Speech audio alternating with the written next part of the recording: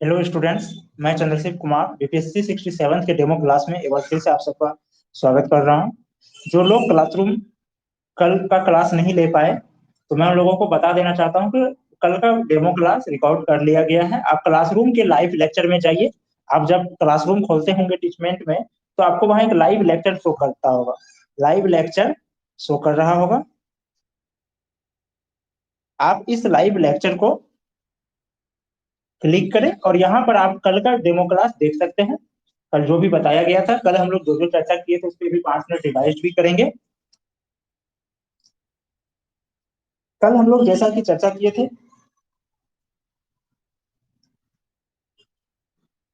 कि लोक सेवा आयोग क्या होता है, सत्ता क्या होती है, प्रशासन क्या होती है, प्रशासनिक अधिकारी क्यों चयन करती है, इनका सत्ता से क्या संबंध है, और सरकार में सरकारी काम में इसका कितना महत्वपूर्ण योगदान है, ये सब चर्चा कल किए थे हम लोग। आज हम लोग फिर दूसरा हम लोग क्या चर्चा किए थे कि पीटी एग्जाम क्या है, इसकी तैयारी में किस किन बातों का ध्यान रखना चाहिए, और यहाँ पर क्या मोटिव होता है आयोग का, पीटी का एग्जाम लेने का क्या मोटिव होता है, फिर मेंस का क्या मोटिव होता है, वहां क्या ध्यान देने की जरूरत है, पीटी से किस प्रकार डिफरेंट होता है, किस प्रकार डिफरेंट पढ़ाई करनी है, फिर इंटरव्यू में क्या होता है, और यहाँ पर किस प्रकार की जो होती है डिफरेंट डिफरेंट रहेंगे मेन से, और क्या रणनीति अपनानी चाहिए स्टूडेंट को। कल हम लोग ये सब चर्चा किए थे। फिर रणनीतियों पर भी चर्चा किए थे कि वर्तमान समय में बीपीएससी की जो अब नई पैटर्न है, जो नया तरीका है, अब किस हिसाब से स्टूडेंट्स को अपनी तैयारी करनी चाहिए। 4 स्टेजरी बताए थे। सबसे पहला स्टेजरी ये बताए थे कि पीटी की पहले मेंस की तैयारी करें। आप मेंस की तैयारी करते हैं तो पीटी की तैयारी अपने आप खुद ब खुद हो जाएगी, और जब पीटी की तैयारी खुद हो जाएगी तो आपको कोई समय ही नहीं रहेगा, समय की समस्या भी नहीं रहेगी। एक ही साथ दो तैयारी हो जाएगी, आपका समय का भी बचत होगा और तैयारी भी अच्छे से होगी। काफी पीटी की भी तैयारी आपकी काफी अच्छे से होगी। फिर मैंने आप लोगों को बताया था कि एनसीईआरटी नोट्स जरूर पढ़ें। इनसे बहुत पीटी में इनसे क्वेश्चन बहुत ज्यादा आते हैं, और फैक्ट के लिए ये आपको सबसे विश्वसनीय होंगे। जो इनमें फैक्ट होते हैं, वो फैक्ट अगर आप मेंस के एग्जाम में भी प्रयोग करते हैं तो वो आपका विश्वसनीय रहता है, क्योंकि ये सरकारी बुक है, सरकारी डाटा है, तो इसको कोई गलत नहीं कर सकते हैं। और अगर गलत करते भी हैं तो आप सरकारी बुक को आधार बना करके कानूनी सहायता ले सकते हैं, न्यायालय में आप दावा कर सकते हैं। उसके बाद आप लोगों को जो रणनीति बताई गई थी वो ये बताई गई थी कि जब भी तैयारी करें तो लेखनाभ्यास शुरू से करें। अधिकांश छात्र जो ये गलती करते हैं कि पहले पढ़ लेते हैं, पीटी करते हैं, मेंस पढ़ते हैं, अच्छा जब पीटी निकलेगा फिर आंसर राइटिंग करेंगे, यही मात खाते हैं। आंसर राइटिंग सबसे इंपॉर्टेंट है। यही आपका लिखने का शैली और जो आप अपने आपका जो उत्तर का प्रस्तुतिकरण होता है, यही आपको आगे का रास्ता तय कर पाता है। इसी से आपको ये डिसाइड होता है कि आप इंटरव्यू तक पहुंचेंगे या नहीं, या पहुंच गए और आपका मेंस में मार्क्स कम है तो पता चला कि फिर इंटरव्यू में वही छट जाता है। इंटरव्यू में कौन छटता है? जिसका मेंस में मार्क्स कम होता है, क्योंकि वहां पर एवरेज मार्किंग होता है। इंटरव्यू में ऐसा नहीं है किसी को बहुत ज्यादा किसी को कम। हाँ, कोई व्यक्ति है ओवर स्मार्ट बनने के चक्कर में शौक से गलती करके आए हैं तो उनका मार्क्स तो कटेगा ही।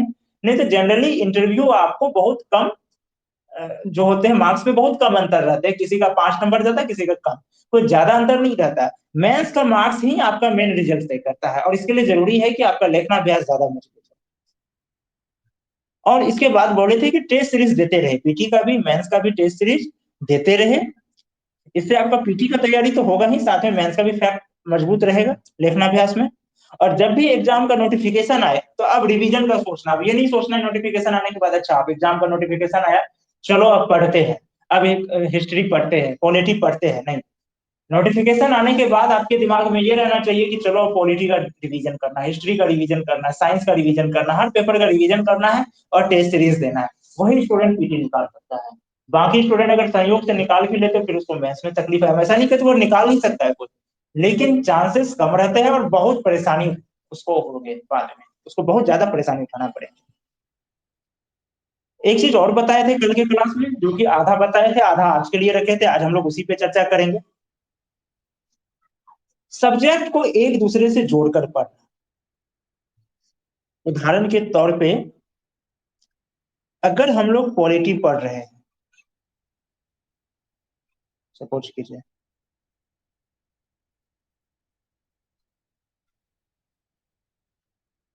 यदि आप पॉलिटी पढ़ रहे, इकोनॉमी पढ़ रहे हैं, तो इसका मतलब ये नहीं होता है कि सिर्फ पॉलिटी है तो सिर्फ पॉलिटी लिखना है।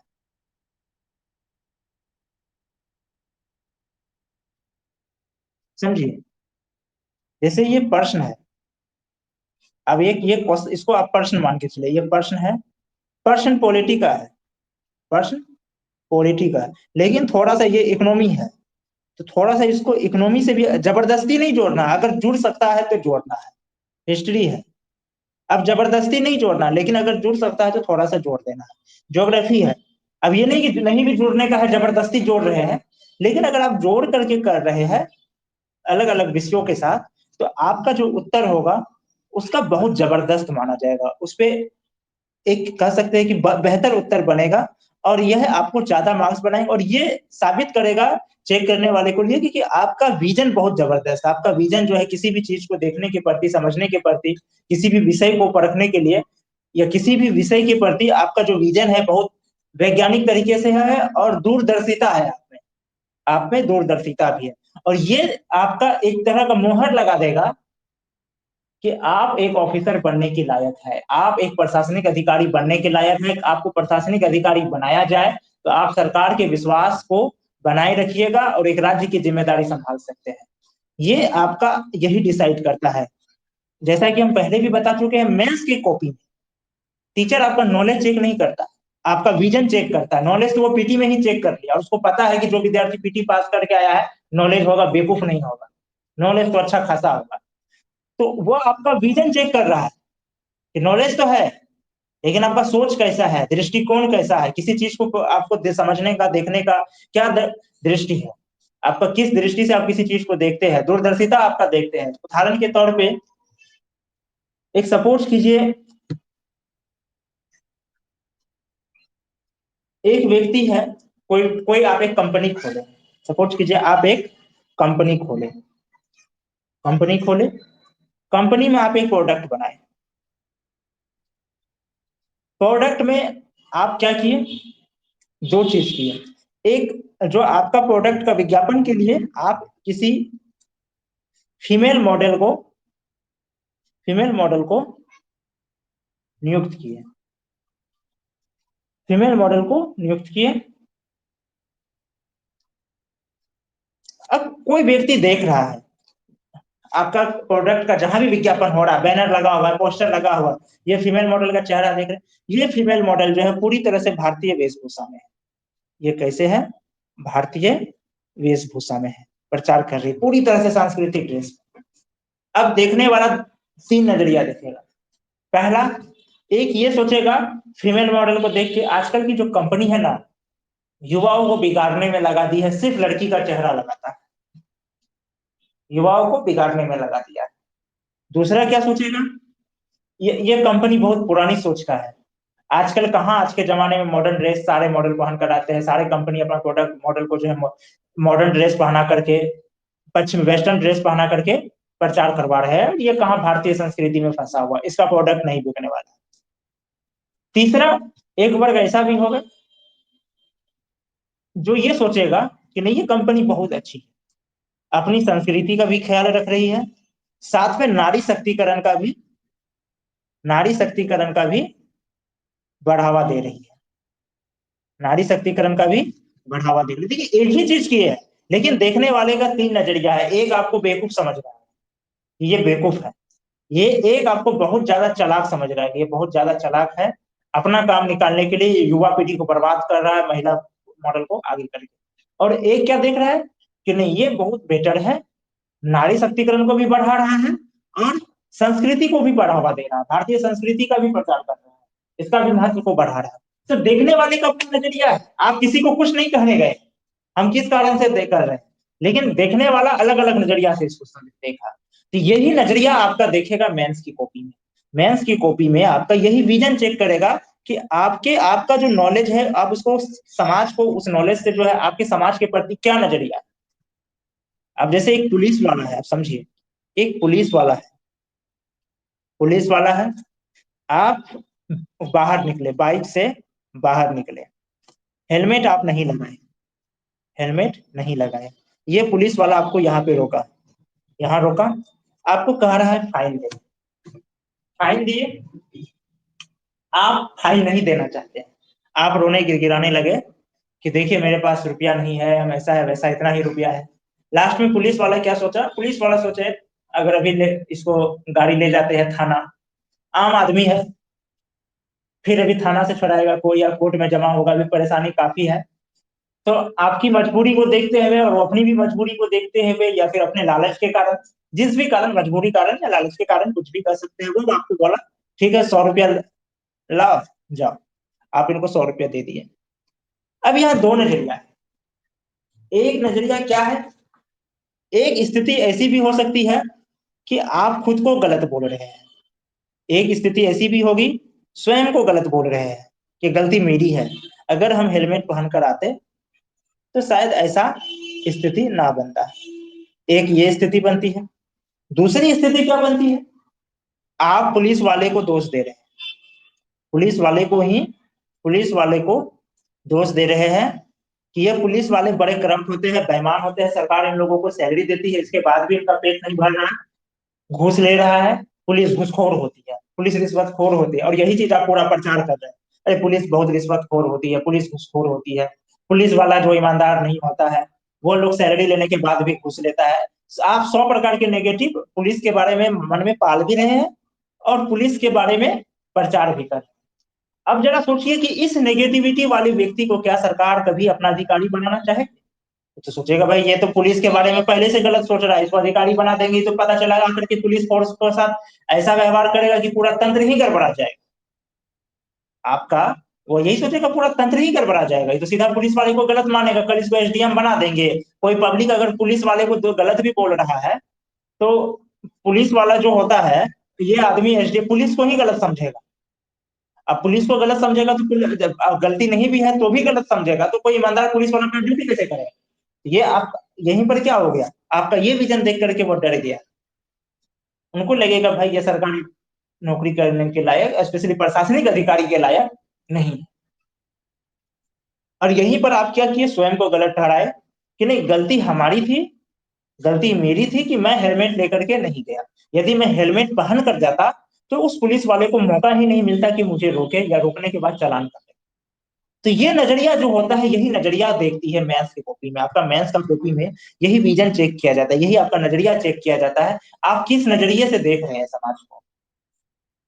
आप किन्हें गलत, सही और गलत के बीच में आप कैसे निर्णय लेते हैं, या आपके अंदर निर्णय लेने का क्या सोच है, सही और गलत को परखने के लिए आप कौन सा दृष्टिकोण का प्रयोग करते हैं, यही चीज चेक किया जाता है मेंस के कॉपी में।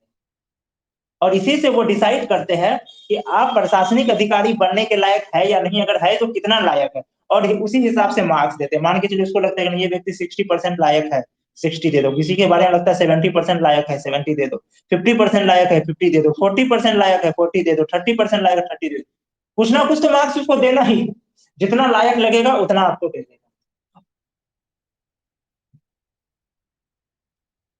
अब हम लोग समझते हैं कि कैसे एक दूसरे से जोड़ना है, किसी एक प्रश्न में एक सब्जेक्ट, कई सब्जेक्ट को कैसे जोड़ा जाता है, ये हम लोग समझते हैं।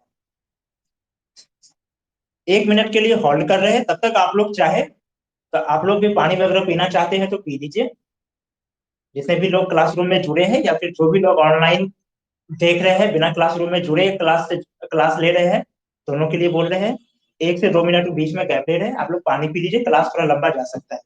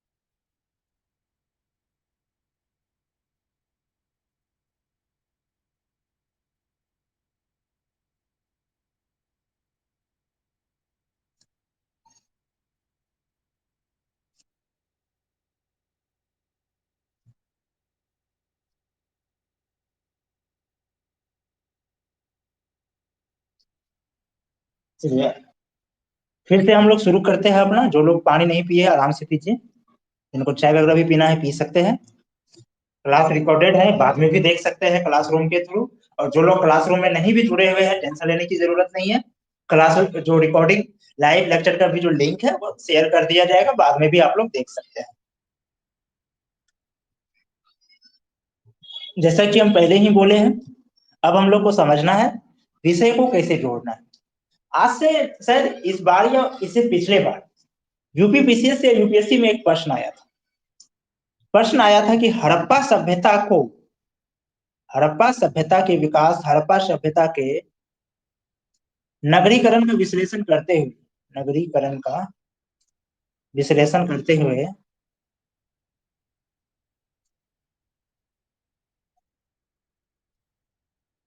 बताए कि वर्तमान भारत में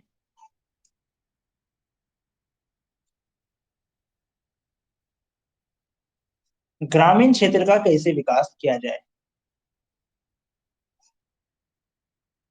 कैसे विकास किया जाए।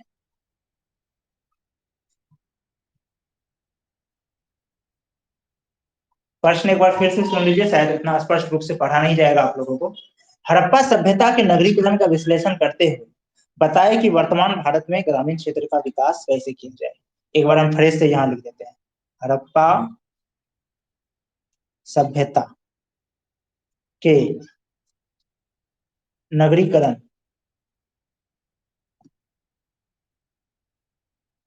नगरीकरण का विश्लेषण करते हुए, नगरीकरण का विश्लेषण करते हुए बताए कि वर्तमान भारत में वर्तमान भारत में ग्रामीण क्षेत्र का ग्रामीण क्षेत्र का कैसे विकास किया जाए।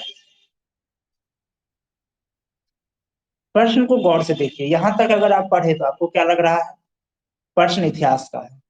लेकिन जब आप ये पढ़ रहे तो अब ये प्रश्न कहाँ का है, ये शासन व्यवस्था की आ गई।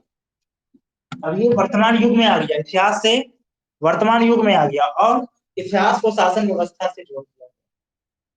इसको अब चूंकि विकास की बात हो रही है, स्वाभाविक बात है अर्थव्यवस्था की भी बात जुड़ गई। अब चूंकि ग्रामीण क्षेत्र की बात हुई है, ग्रामीण क्षेत्र की बात हुई है, तो स्वाभाविक बात है समाजशास्त्र से भी जोड़ दिया है। एक खास क्षेत्र की बात किया जा रहा है, तो ये स्वाभाविक बात है कि अब इसको, यानी प्रश्न कहाँ से शुरू हुआ, इतिहास से शुरू हुआ। इसको जोड़ा कहाँ से, आज के भारत से, यानी कि आज के शासन व्यवस्था से, आज के शासन व्यवस्था से। इन सब के बीच में क्या किया गया, सामाजिक व्यवस्था को भी या सामाजिक स्थिति को भी इन करवा रहे हैं। कुल मिलाकर के देखिए एक साथ कितने विषय के, 3 विषय के सवाल है। अगर कोई छात्र सोचेगा ये, अब यहीं पे आंसर राइटिंग में अक्सर छात्र गड़बड़ी भी करते हैं। कोई छात्र ये भी सोच सकता है ये इतिहास का विषय है, लेकिन ये है नहीं वास्तव में। केवल केवल इतिहास का विषय नहीं, इतिहास का विषय है लेकिन केवल इतिहास का विषय नहीं है, और उनके अलावा 2 क्षेत्र और है। कोई अगर वर्तमान का सोचेगा ये वर्तमान विषय का है तो भी वो गड़बड़ हो जाएगा। अब क्या है कि आप अलग अलग भी नहीं लिख सकते, अच्छा पहले इतिहास वाला टॉपिक दो, फिर शासन व्यवस्था वाला दो, फिर सामाजिक स्थिति, फिर इसको अलग अलग करके करना कि फिर ग्रामीण क्षेत्र का अलग से करेंगे, फिर लास्ट में जोड़ देंगे निष्कर्ष में। ऐसा करेंगे तो आपका उत्तर एक तो लंबा होगा, साथ में पढ़ने वाले का मन भी उब जाएगा। और जो कॉपी चेक करते एग्जाम में उनके पास इतना समय नहीं है कि वो आपके कॉपी पे स्पेशली टाइम दे। उसको शुरू में पढ़ा अच्छा लगा तो वहीं पे वो समझ जाता है कि नहीं अच्छा स्टूडेंट है, नहीं लगा शुरुआत में ही अगर उसका मन बोर हो गया तो उसको लगता है कि ये ऐसे ही कुछ दे, सिर्फ उत्तर लंबा खींचा है। या आपका जैसा कि बताया कि विजन चेक किया जाता है, आपका विजन उसको प्रभावित नहीं करता है। अब आपको यहाँ क्या करना है, यहाँ आपको इस तरीके से शॉर्ट में लिखना है कि इतिहास वाला पहलू भी आ जाए, शासन व्यवस्था वाला भी पहलू आ जाए, और ग्रामीण क्षेत्र की सामाजिक स्थितियों का, सामाजिक आर्थिक राजनीतिक, सिर्फ सामाजिक का मैं यहाँ सिर्फ सामाजिक से मतलब नहीं है, यहाँ सामाजिक स्थिति से मतलब उनकी आर्थिक स्थिति राजनीतिक स्थिति से है। इसको भी आप 2 पार्ट में बांट लीजिए, आर्थिक स्थिति और राजनीतिक स्थिति। आपको उत्तर इस तरीके से लिखना। अब कैसे जोड़े, तो सबसे पहले भूमिका में तो हड़प्पा सभ्यता के बारे में डिटेल कर देना है। भूमिका लिखे, भूमिका में क्या किए, हड़प्पा सभ्यता के बारे में डिटेल कर दिए, संक्षिप्त वर्णन वर्णन देना है कि ये है क्या और ये क्यों इतना फेमस है, इसकी क्या विशेषता है, ये सब कुछ संक्षिप्त दिए। अब एक हेडलाइन दिए कि वर्तमान समय में कैसे करें, संक्षिप्त वर्णन दिए हड़प्पा सभ्यता के बारे में। अब क्या करना है, अब आपको लिखना है वर्तमान समय में, एक फिर बॉडी में आप वर्तमान समय में। तो इसके लिए क्या करना है, पॉइंट बनाए, एक पॉइंट बनाए। अब हड़प्पा सभ्यता की कोई व्यवस्था ली, उनका कोई व्यवस्था का तारीफ किया। जैसे एक उनका तारीफ क्या था कि ये सभ्यता के जो थे कृषि प्रधान थे। अब इसको कृषि प्रधान है, अभी भी भारत कृषि प्रधान में ही कृषि प्रधान देश ही कहा जाता है। अधिकांश देश, सॉरी, अधिकांश लोग यहाँ के क्या है, कृषि से जुड़े हुए हैं, आधी से ज्यादा आबादी। लेकिन अभी की कृषि करने का तरीका, तभी का कृषि करने का तरीका बहुत अंतर है। उदाहरण के तौर पे उनका ड्रेनेज सिस्टम, उस समय जो सिंचाई व्यवस्था थी बहुत जबरदस्त थी। उनका जल निकासी का सिस्टम, जल निकासी का इतना उनका जबरदस्त सिस्टम हुआ करते थे कि जो पानी उन लोग यूज करते थे, घरेलू यूज, उस पानी को जो नाला में जाता था, तो नाला तो चौड़ा चौड़ा होता ही था, उसको उन लोग साफ करके, नाला का पानी को फिर से साफ करके खेतों में यूज कर लेते थे। यानी कि जल की भी बर्बादी नहीं होती थी, सिंचाई भी बिना कोई खर्च का हो गया। तो इन पर ध्यान दिए और उसके हिसाब से वर्तमान समय में ये पहलू, ये कार्य कैसे कर सकते हैं। वर्तमान समय में जो उस समय जो ये सिस्टम था, उनकी सिंचाई व्यवस्था कि घरेलू पानी को ही वे लोग साफ करके सिंचाई में यूज करते थे। तो वर्तमान समय में ये कैसे कर सकते हैं, इनका पॉइंट देती है। यानी कि एक ही पॉइंट में आप इतिहास का भी वर्णन कर दिए, आज का भी शासन वर्तमान समय में भी क्या सुधार करना है कर दिए, और स्थिति भी दिखा दी है कि गांव में भले ही आधी से ज्यादा आबादी खेती पर डिपेंड है, लेकिन हमारी सिंचाई व्यवस्था कमजोर है, उसको कैसे सुधार करना है। एक यह हो गया। उनका अनाज भंडारण पढ़े होंगे, हड़प्पा सभ्यता दो भागों में होता था। एक भाग जो ऊंचाई पर रहा करता था, जिनको कि मेन भाग माना जाता था, जिसको राजधानी भी कह सकते थे, वहीं से पूरा प्रशासन होता था और वहीं राजकीय अधिकारी रहते थे। फिर दूसरा जो निचला भाग, जहाँ खेती होते थे और निम्न लोग रहते थे। जहाँ जो मेन भाग होता था, वहां आप पढ़ते होंगे कि वहां पर अनाज का भंडारण के लिए व्यवस्था किया जाता था। जैसे कि या तो बहुत बड़ा बड़ा वहां पर जो होता भंडारण घर बनाया जाता था, या फिर जमीन के नीचे के में भी रखने की व्यवस्था होती थी। वर्तमान समाज में भी देखिए तो अनाज भंडारण बहुत बड़ी समस्या है। तो इस चीज को फिर वर्णन कर सकते हैं कि उस समय जो अनाज भंडारण की क्षमता थी, अभी जो है। तीसरा, उस समय आप लोग हड़प्पा सभ्यता के अध्ययन में पढ़े होंगे, कला संस्कृति का भी बहुत ज्यादा विकास था। हस्तकला हो, चित्रकला भी देखने को मिले हैं। तो ये सब मूर्तियां वगैरह बनते थे, ये सबको व्यापार भी होता था। तो इससे क्या होता था कि जो ग्रामीण क्षेत्र के लोग थे उनको रोजगार मिलते थे, और खासकर जो गैर कृषि क्षेत्र के लोग हैं उनके लिए बेटर होता था। और जो कृषि से जुड़ा हुआ उसका एक्स्ट्रा इनकम होता था। तो इस चीज को आप कर सकते हैं कि वर्तमान भारत में किस प्रकार से जो है इसका विकास किया जाए, ताकि जो ग्रामीण क्षेत्र के लोग हैं उनका एक्स्ट्रा इनकम बने, और जिनको खेती नहीं है उनका भी इनकम बने, और प्रवासी की समझ, गाँव में जो प्रवासी की समस्या होती है वो कम हो जाए, लोगों को बाहर कम जाना पड़े। इससे क्या होगा, जब बाहर लोग बाहर कम जाएंगे, शहर की ओर कम जाएंगे, तो शहरों में भी जो रोजगार का जो प्रेशर पड़ रहा है वो भी कम हो जाएगा, रोजगार का भी प्रेशर कम होगा, साथ में शहर में महंगाई भी कम हो जाएगी। इस प्रकार से आप देख रहे हैं कि हम लोग क्या कर रहे हैं, इतिहास का भी वर्णन कर दिए एक ही साथ, उसी में फिर वर्तमान भारत का भी सामाजिक स्थिति और आगे क्या करना चाहिए शासन व्यवस्था को लेकर के भी एक दृष्टिकोण दे दी। तो एक ही साथ तीन हो गया। इससे क्या फायदा होगा, उत्तर पढ़ने वाले को समझ में भी आएगा आप क्या कहना चाहते हैं, उसको स्पष्ट रूप से समझ में आएगा। उत्तर पढ़ने वाले बोर नहीं होंगे, उनको लगेगा कि नहीं आपको जो है ज्यादा लंबा नहीं कर रहे, जानबूझ के लंबा नहीं कर रहे और बोर उनको नहीं कर रहे, वो अच्छे से पढ़ेंगे। इस प्रकार और भी कई सवाल हैं जहां आप एक विषय को दूसरे विषय से जोड़ सकते हैं।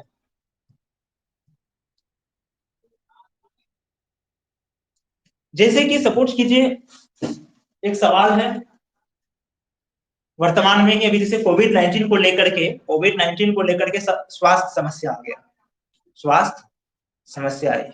इस पर एक सवाल है जो कि कई एग्जाम में पूछे भी गए कि जो स्वास्थ्य समस्या आया है, तो तकनीक का प्रयोग करके किस प्रकार स्वास्थ्य समस्या को सही किया जा सकता है। अब देखिए, चूंकि ये स्वास्थ्य समस्या है, स्वास्थ्य समस्या ये कहीं ना कहीं शासन व्यवस्था से भी जुड़ गया, शासन व्यवस्था से भी जुड़ गया, और साइंस टैक्स से भी जुड़ गया, ये साइंस टैक्स से भी जुड़ गया। अब साथ में आगे चल के पता चलेगा इकोनॉमी से भी ये जुड़ जाएगा। शासन व्यवस्था से जब भी कोई सवाल जुड़ता है तो इकोनॉमी से पॉलिटी से जुड़ने का उसका चांस बन ही जाता है, चाहे तो वह दोनों से जुड़ेगा या किसी एक से जुड़ेगा। अब क्वेश्चन आपका एक ही है या फिर आपको नॉर्मल सो क्वेश्चन दे दिया। कोविड-19 में भारत में स्वास्थ्य क्षेत्र में बहुत सारी समस्या देखी गई जो कि चिंता का विषय है। आप इन समस्या को किस प्रकार निवारण करेंगे? अगर वो तकनीक नहीं भी लगाया है प्रश्न में तब भी आपको तकनीक साइंस टैग से जुड़ जाएगा, क्योंकि बिना सवाल का आप बिना साइंस टैग से जोड़े इस समस्या का आप समाधान उनको बता भी नहीं सकते हैं। आप जब तक नहीं जोड़ेंगे साइंस टैग से तो उनको आप इस समस्या का समाधान बता भी नहीं सकेंगे, बट टैग से तो जोड़ना नहीं होगा। अब इसमें अपना सबसे पहले इस सवाल का जवाब कैसे ढूंढना है भाई? तो इसके लिए सबसे पहले आपको ये देखना होगा स्वास्थ्य क्षेत्र में क्या क्या समस्या है, क्षेत्र में क्या क्या समस्या है, समस्या को देखें। अब आप सोचिए कि इसका इस समस्या का निवारण क्या है। निवारण दो प्रकार से होगा, एक होगा टेक का प्रयोग करके, तकनीक का प्रयोग करके, एक मैनेजमेंट यानी कि जो हो रहा है उसी में जो खामियां है उस खामियां को दूर कर देना, जो ढिलाईपन है उस ढिलाईपन को दूर कर देना। अगर उस ढिलाईपन को दूर कर दिया जाए तो अपने आप समाधान हो जाएगा। जैसे सपोर्ट कीजिए सरकारी अस्पताल में सपोर्ट कीजिए एक समस्या है, दो समस्या है सरकारी अस्पताल में। एक समस्या क्या है, वहां के जो तरीके हैं अभी भी बहुत से अस्पताल में पुराने तरीके हैं। अभी भी क्या है, आप जाइए लाइन में लगिए, नंबर आएगा, आपको एक छोटा सा रसीद देगा 10 रुपया लेकर के, फिर वो रसीद के बाद जाइए। इसमें काफी समय लगता है। अब ये लाइन में लगने के लिए, रसीद लेने के लिए जो लाइन में लगना पड़ता है 2 घंटा, इसके चक्कर में क्या होता है 2 घंटा खड़ा ना रहना पड़े, इसके लिए बहुत से लोग सोचते चलो प्राइवेट में ही दिखा लो, 500 रुपया लगेगा, 1000 लगेगा, कम से कम इलाज भी अच्छा कर, वहां पे ज्यादा एक माना जाता है कि अच्छा होगा, साथ में समय बचेगा तो अपना काम होगा। लेकिन अगर यहाँ एक ऐसी व्यवस्था कर दिया जाए, सपोज कीजिए एक ऐसी व्यवस्था कर दिया जाए कि जैसे ट्रेन का टिकट होता है कि आप मोबाइल में जाइए, हॉस्पिटल सेलेक्ट कीजिए, आपको जो समस्या है समस्या से वहां पर डिटेल कीजिए, आप डॉक्टर चूज कीजिए या फिर वो डॉक्टर उनसे पूछिए हम कौन सा डॉक्टर को दिखाएंगे, ये समस्या है। जो डॉक्टर दिया टाइम अपना देखिए कि किस टाइम में वहां पे शेड्यूल देखिए कौन कौन सा शेड्यूल है। हॉस्पिटल वाला एक ऐप बनाए, यहाँ दो काम करना होगा। जैसे हर हॉस्पिटल वाले का एक ऐप हो, ऐप में क्या हुआ, हम गए अपना डिटेल दिए, समस्या अपना प्रॉब्लम बताए, डॉक्टर का डिमांड करना है तो डिमांड किया, नहीं तो वो जो डॉक्टर सजेस्ट किए, फिर वहां पर देखे कि किस किस टाइम में कौन सा डॉक्टर बैठेंगे, उस टाइम को सिलेक्ट किए और वहीं पर क्या किए 10 रुपया ऑनलाइन कटवा करके अपना कूपन ले लिए, कूपन नंबर ले लिए। अब हमको क्या है कि हमको पता है कि भाई इस टाइम में ही हमको जाना है, दिखा के आ जाना, डॉक्टर बैठे रहेंगे, जाना है आ जाना है। तो अब हमको समय फालतू नहीं लगेगा, फालतू समय मेरा नहीं जाएगा, समय बचत होगा, वेस्ट नहीं होगा। अपना मान के चलिए 4 बजे समय दिया, हम आराम से 3:30 में गए, 4 बजे दिखाए आ गए, हमको 2 बजे से जाके लाइन में लगने का जरूरत नहीं है। इनका एक फायदा क्या होगा कि लोग प्राइवेट जो मजबूरी में जा रहे हैं, जो शौक से जा रहे हैं उनका कोई बात नहीं, जिनके पास जिनकी आर्थिक स्थिति अच्छी है शौक से प्राइवेट हॉस्पिटल ले रहे हैं ठीक है, लेकिन जिनकी आर्थिक स्थिति ठीक नहीं है, लेकिन वह सिर्फ मजबूरी में जा रहा है कि यहाँ समय मेरा जा रहा है, बहुत परेशानी है, लाइन पे लगो। किसी को 105 का फीवर है, उसको कहेंगे लाइन पे लगने तो मुश्किल ही है, और उनके साथ यदि कोई नहीं है तो अगर साथ में कोई है तो ठीक है। तो ऐसी स्थिति में तो कम से कम वो बेचारा घर पे बैठ के मोबाइल से कूपन लेकर के 10 रुपया कटवा के, या जो भी फी है 10 की जगह 50 भी है, जो भी है फी कटा है, कुछ टाइम पे गया, सस्ता ही है। जहाँ प्राइवेट हॉस्पिटल में कम से कम 500 लगेगा, वहां 50 रुपया भी ले रहा है सरकारी, तो सस्ता ही है अगर व्यवस्था दे। तो एक समस्या खत्म हो गया तकनीक का प्रयोग करके। लेकिन अब एक और समस्या है, हमको 4 बजे का पॉइंट मिला, हमको 4 बजे का दिया पॉइंट, समझिए 4 बजे का दिया, अब गए पता चला डॉक्टर साहब सोए हुए हैं, डॉक्टर साहब लापरवाह थे, इसको तो अब कोई तकनीक से आप ठीक नहीं कर सकती है। इसको आप, ये तो मैनेजमेंट का ढिलाईपन हुआ, तकनीक से इनको तो अब यहाँ को ऐसा सॉफ्टवेयर तो नहीं बना सकते कि डॉक्टर को 4 बजे ऑटोमेटिक रूप से ला दे। अब यहाँ भी एक चीज कर सकते हैं, यहाँ भी तकनीक का इस्तेमाल हो सकता है। पहला तकनीक क्या इस्तेमाल होगा, डॉक्टर के केबिन में सीसीटीवी कैमरा लगा रहे हैं। इससे क्या होगा कि अगर कल के डेट में कंप्लेन किया कि नहीं आप, हम 4 बजे हमको नंबर मिला, हम गए 4 बजे डॉक्टर साहब नहीं थे, और डॉक्टर बोले कि नहीं हम थे, ये आया ही नहीं, तो कैमरे की मदद या कैमरे की मदद से क्या होगा, जांच किया जा सकता है डॉक्टर कितने बजे केबिन में थे, कितने बजे नहीं थे। लेकिन सपोज कीजिए सीसीटीवी भी लगा हुआ है लेकिन उसके बाद भी डॉक्टर लापरवाही कर रहा है, हॉस्पिटल का मेन जो है वही लापरवाह है, ऐसे में क्या करना होगा, मैनेजमेंट को टाइट करना है। यहाँ फिर यही दूसरा वाला पहलू आ जाता है कि अब आपको मैनेजमेंट पे ध्यान देना होगा, मैनेजमेंट को सुधरवाना होगा। यहाँ पे टेक्नोलॉजी काम नहीं करेगी, यहाँ आप मैनेजमेंट पर ध्यान देना होगा, इसको सुधारना होगा। तो आप देख रहे हैं यहाँ पर एक ही क्वेश्चन में साइंस टेक का भी हो रहा है और शासन व्यवस्था भी हो रहा है, यानी प्रबंधन भी लगा। तो सिविल सर्विस में उत्तर देने में इन्हीं बातों को ध्यान रखना है। अब यहाँ आप उत्तर दे रहे हैं और उत्तर देने में आप ऐसा कर रहे हैं कि पहले समस्या बता रहे हैं फिर निवारण बता रहे हैं, ये उत्तर क्या हुआ, बोरिंग करने। ये उत्तर है सही, कोई शक नहीं, आपका उत्तर सही है, लेकिन पढ़ने वाला बोर हो जाएगा, चेक करने वाला बोर हो जाएगा, उसको कोई खास अट्रैक्टिव नहीं कर पाएगा।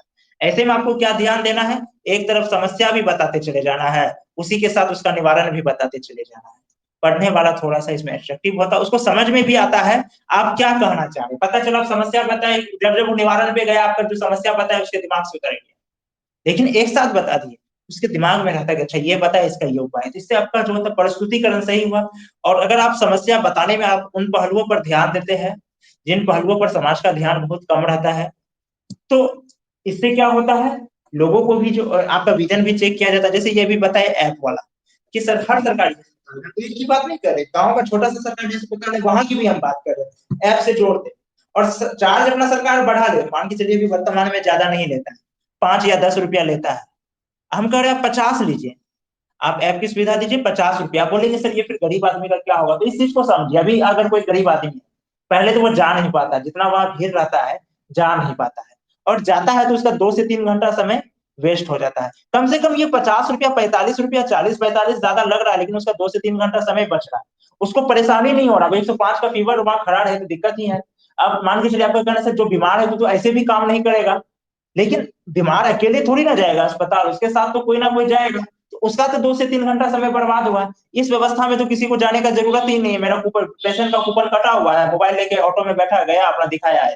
और जहां सरकारी में 500, प्राइवेट में 500 लग रहा है, यहाँ 10 के बदले 50 भी लग रहा है, सॉरी 50 भी लग रहा है, तो भी तो 45 ही ज्यादा लग रहा है ना, 45 ज्यादा लग रहा है, फिर भी 450 बच रहा है, 450 इसको बच रहा है।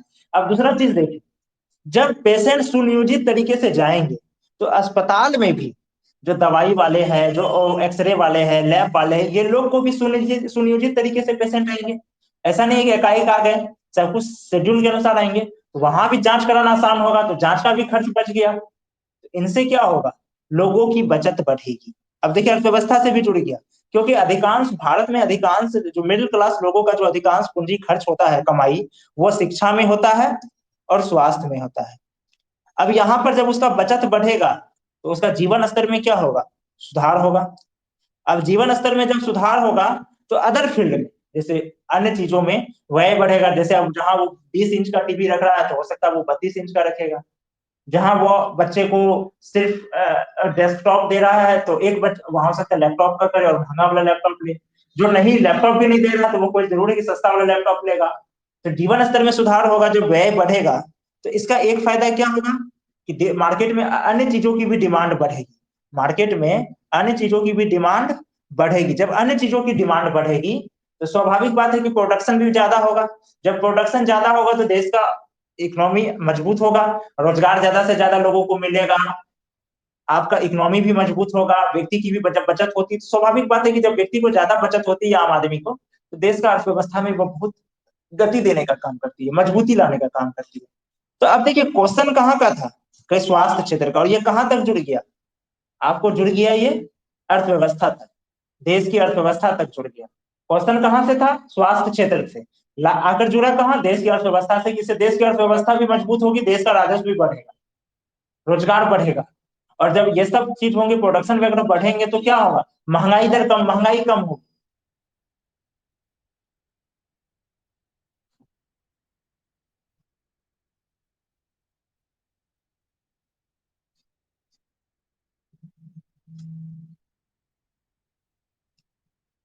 यहाँ तक किन्हीं का कोई प्रश्न है, कोई स्टूडेंट जो प्रश्न पूछना चाह रहे हैं, जो लोग क्लासरूम में जुड़े हुए हैं, जो ऑनलाइन देख रहे हैं, वो तो उन्हें तो प्रश्न पूछने की सुविधा नहीं है, लेकिन जो क्लासरूम में जुड़े हुए उन्हें प्रश्न पूछने की सुविधा है। कोई प्रश्न पूछना चाहते हैं तो पूछ सकते हैं।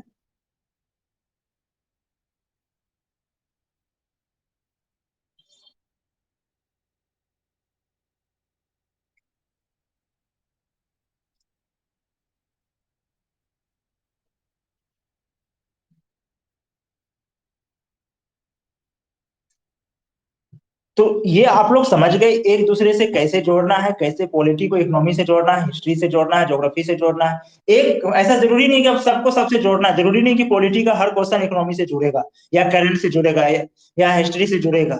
जरूरी नहीं है कि ज्योग्राफी का हर क्वेश्चन टैक्स से जुड़ेगा, हिस्ट्री का हर क्वेश्चन पॉलिटी से जुड़ेगा। लेकिन यदि जुड़ सकता है तो आपको जोड़ना है, इस चीज को ध्यान में रखना है। इससे आपका चेक करने वाले को विजन भी समझ में आता है और उत्तर आपका उत्कृष्ट बनता है और एक उत्कृष्ट दृष्टिकोण भी दिखता है। एक नया अंदाज में उत्तर मिलेगा चेक करने वाले को और लगेगा कि ये बेहतर लिखा है।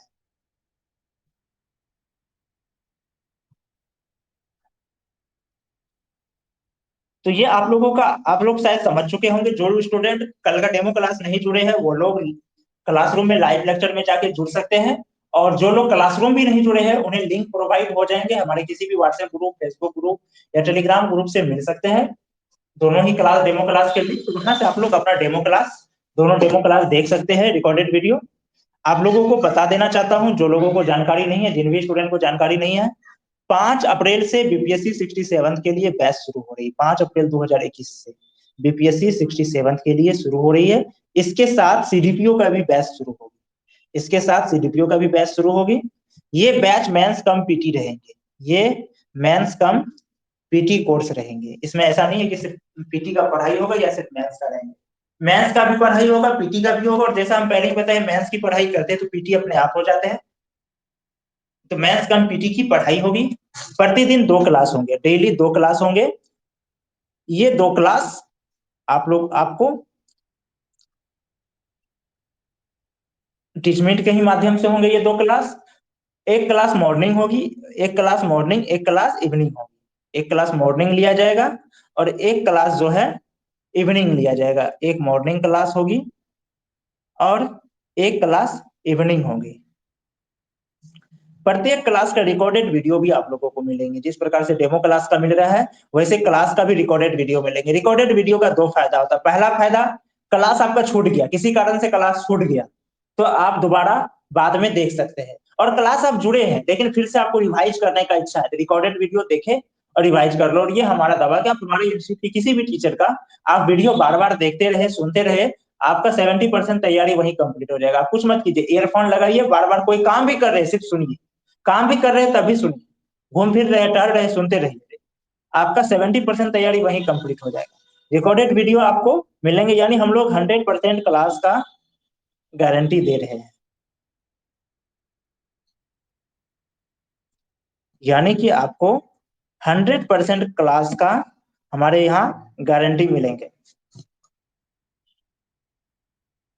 6 महीने के अंदर एक टारगेट होता है हम लोगों का कि 6 से 7 मंथ में टोटल सिलेबस समाप्त कर देना। आपको लगेंगे कि नहीं ये बहुत कम समय है, लेकिन ये आपको लगेंगे बाद में बहुत ज्यादा समय दे दिए। क्यों? ये जब हम अपनी व्यवस्था बताएंगे क्लास का तो आपको समझ में आएगा क्यों ये ऐसा हम बोल रहे हैं कि बहुत ज्यादा समय लगेगा। 6 से 7 मंथ का है।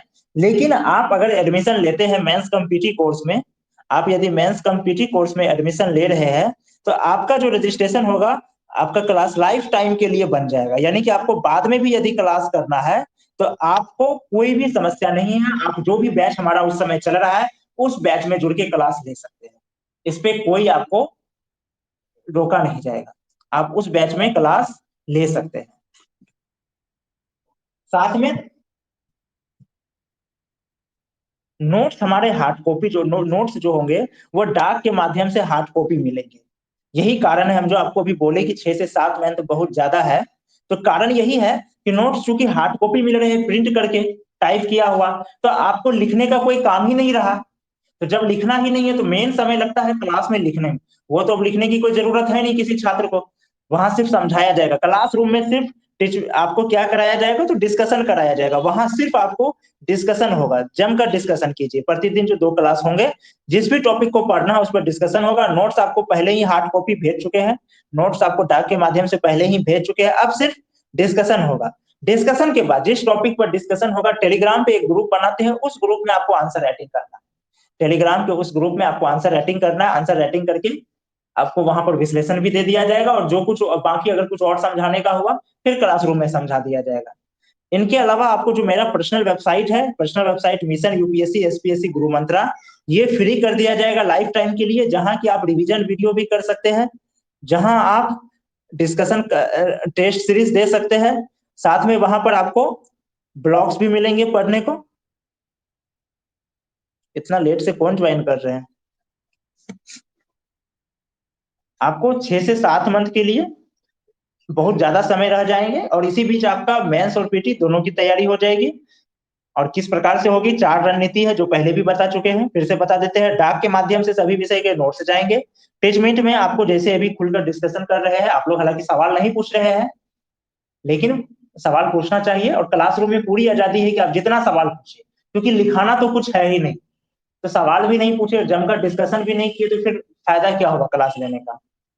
तीसरा, टेलीग्राम के माध्यम से डेली आंसर राइटिंग करना है। 1% का डेली सभी को करना है। अगर क्वेश्चन नहीं भी दे रहे हैं तो भी छात्र को ये अलाउ है कि आप अपने मन से किसी प्रश्न पर लिख करके दीजिए। कुछ नहीं आ रहा तो किसी विषय पर निबंध लिख कर डाल दीजिए। चौथा, हमारे ऐप को लाइफ टाइम के लिए फ्री कर दिया जाएगा, और यहाँ पर आप जो है टेस्ट सीरीज दे सकते हैं, एनसीईआरटी पढ़ सकते हैं, करंट पढ़ सकते हैं, बहुत सारी सुविधाएं आपको यहाँ पर भी मिलेंगी। जिन भी छात्रों को एडमिशन लेना हो, हमारा कॉन्टैक्ट नंबर नोट कर लीजिए, 8210059115। ये व्हाट्सएप नंबर भी है, टेलीग्राम नंबर भी है। इस नंबर पर आप कॉल करके एडमिशन का बाकी प्रोसेस समझ सकते हैं, कैसे क्या करना है, और आप एडमिशन ले सकते हैं। इनके अलावा जो हमारा ऐप है, आप ऐप को भी इंस्टॉल कर सकते हैं। ऐप नीचे लिखा हुआ है, और हम बड़े अक्षर में यहाँ लिख देते हैं। ऐप का नाम है mission UPSC SPSC, mission UPSC SPSC. इतना भी सर्च करेंगे तो आ जाएगा। साथ में गुरु मंत्रा, गुरु मंत्रा। अगर मिशन यूपीएससी एसपीएससी भी सर्च करते हैं तब भी आ जाता है। गुरु मंत्रा सर्च करेंगे तब भी आ जाएगा। मिशन यूपीएससी एसपीएससी गुरु मंत्रा सर्च करेंगे तब भी आ जाएगा। यहाँ पर आप 66 के टेस्ट सीरीज देख सकते हैं, नोट्स देख सकते हैं, हमारे ब्लॉग्स पढ़ सकते हैं। कुछ नोट्स डाले हैं, बहुत से नोट्स डाले जाएंगे, अभी बहुत से नोट्स नहीं डाले गए हैं। और जिन्हें भी एडमिशन लेना हो, एक बार फिर से हम कॉन्टैक्ट नंबर बता देते हैं आप लोगों को, 8210059115, 82 159 यानी 59115। इस नंबर पर कॉल भी कर सकते हैं, व्हाट्सएप मैसेज भी कर सकते हैं, टेलीग्राम से भी मैसेज कर सकते हैं, सभी नंबर के लिए है। और 5 अप्रैल से क्लास टाइम एक बार फिर से याद कर लीजिए आप लोग। 5 अप्रैल से आप लोगों का बैच शुरू होगा। ये मेंस कम पीटी कोर्स रहेगा, यानी कि मेंस की भी तैयारी होगी, पीटी की भी तैयारी होगी। नोट्स आप लोगों को हार्ड कॉपी मिलेंगे, टीचमेंट के माध्यम से डिस्कशन मिलेंगे, और हर डिस्कशन क्लास का क्या होगा, रिकॉर्डेड वीडियो भी मिलेगी। यानी 100% क्लास की गारंटी भी दे रहे हैं, और डेली आंसर राइटिंग भी दे रहे हैं। डेमो क्लास ज्वाइन करने के लिए सभी स्टूडेंट को धन्यवाद।